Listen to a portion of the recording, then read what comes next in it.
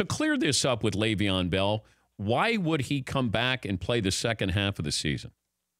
Here's what it comes down to. Under the collective bargaining agreement, he has to show up by next Tuesday to get ready to get credit for the contract year. And here's what that does.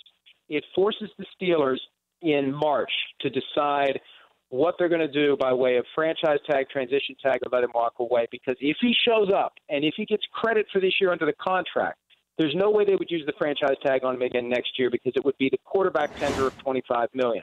If he doesn't show up, he's still eligible for free agency, but the Steelers could tag him again next year at the same number that they tagged him at this year. That's the difference, $14.5 million. So they could just re-tag him again next year. They could play this out again, and the thinking is the Steelers would trade him next year. So that's the difference, and consider this. And let me give you the best example I can think of, Sammy Watkins. Remember when he got his big contract back in March? People were like, what the hell has Sammy Watkins done to get that kind of contract? Here's what he did. He became a free agent at a time when he's young, he's semi-accomplished, and you don't have to give up any draft picks to get him.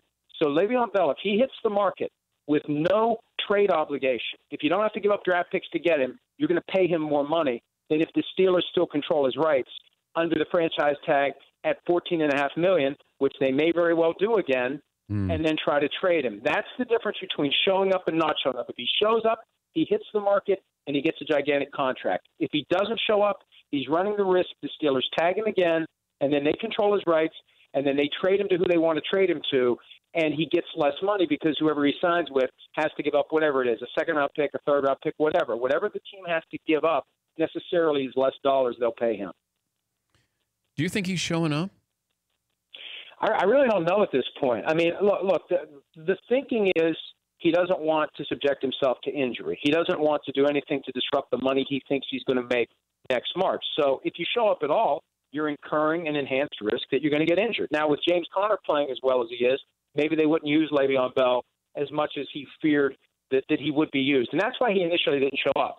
It's like, for me, $855,000 a week isn't worth 30 touches per game because there's a chance I tear an ACL. There's a chance that I pop an Achilles tendon. There's a chance I have a career-ending neck injury. Whatever it is, I lose that huge payday that I think is out there next March.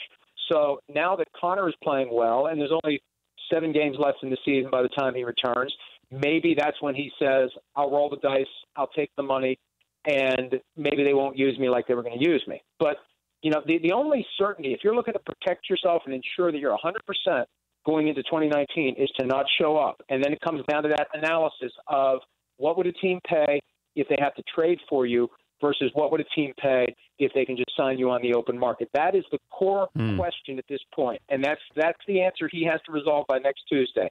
Do I want to possibly be traded and get paid that way, or just walk to wherever I want to go? For more Dan Patrick Show, tune to Audience Channel 239 on DirecTV or download the Dan Patrick Show app.